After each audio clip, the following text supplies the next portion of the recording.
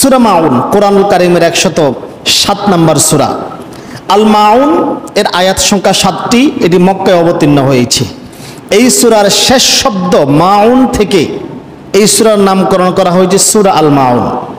সূরা আল মাউনে কতিপয় পাপকর্ম, পাপী ব্যক্তির পরিচয় তুলে ধরার পাশাপাশি তাদের কি পরিণতি হবে, কি শাস্তি হবে এই ব্যাপারে বর্ণনা হয়েছে।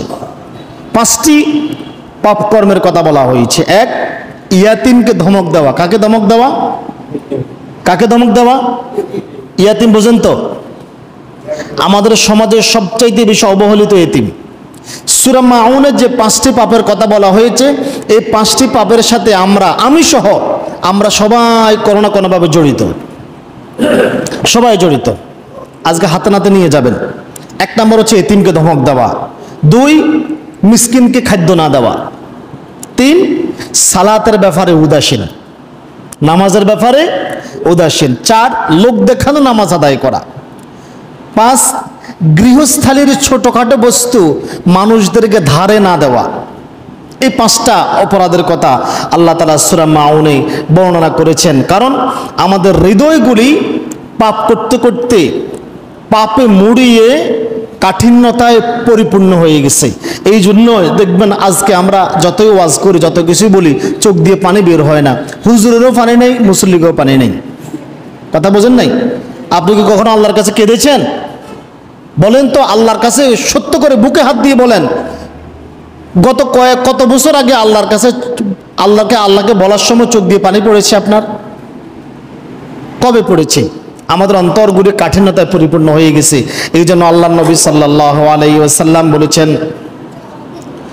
আল্লাহ মুসনাদে আহমদের হাদিস, عن أبي هريرة رضي الله تعالى عنه أن رجلا سأل إلى النبي صلى الله عليه وسلم, এক ব্যক্তি আল্লাহর নবীর কাছে এসে বললেন, আরজ করলেন, জিজ্ঞাসা করলেন, ইয়া রাসূলুল্লাহ কসওয়াতান কলবিহি, আমার অন্তর কঠিন হয়ে গেছে।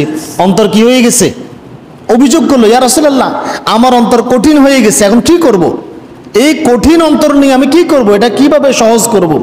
ফাকালা, আল্লাহর নবী বলেন, ফাকাল আমসাহু রাসাল ইয়াতীম, তুমি এতিমের মাথায় হাত বুলাও। কার মাথায় হাত বুলাও?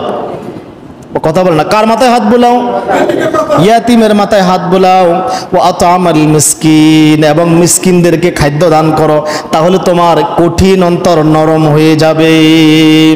সমাজে যারা এতিম হয় তারা অবহেলার পাত্র হয়, কারণ তাদের পিতা বা মাতা না থাকার কারণে তারা অন্যের কাছে একটু আদর চায়, শাসন চায়, আমাদের আশপাশে একটু গ্যাসে আমাদেরকে একটু বিরক্ত করে, যেটা আমাদের অনেকের সহ্য হয় না। আর এতিমের উপরে খবরদারি করা, তারা 2-4টা লাগাই দেওয়া সহজ, কারণ তারা যদি মারে বিচার নিয়ে কেউ আসবে না।